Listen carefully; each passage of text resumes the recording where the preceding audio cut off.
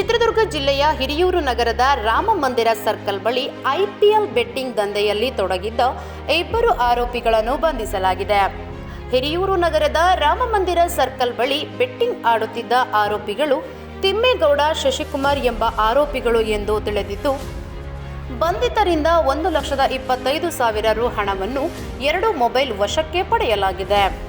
ಖಚಿತ ಮಾಹಿತಿ ಮೇರೆಗೆ ಸರ್ಕಲ್ ಇನ್ಸ್ಪೆಕ್ಟರ್ ರಾಘವೇಂದ್ರ ನೇತೃತ್ವದಲ್ಲಿ ದಾಳಿ ನಡೆದಿದ್ದು, ಹಿರಿಯೂರು ನಗರ ಠಾಣೆಯಲ್ಲಿ ಪ್ರಕರಣ ದಾಖಲಾಗಿದೆ.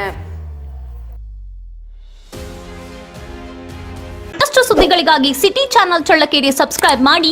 ನಮ್ಮ ಚಳ್ಳಕೆರೆ ಟಿವಿಯನ್ನು ಪ್ರತಿದಿನ ಸಂಜೆ 8 ಗಂಟೆಗೆ ವೀಕ್ಷಿಸಿ.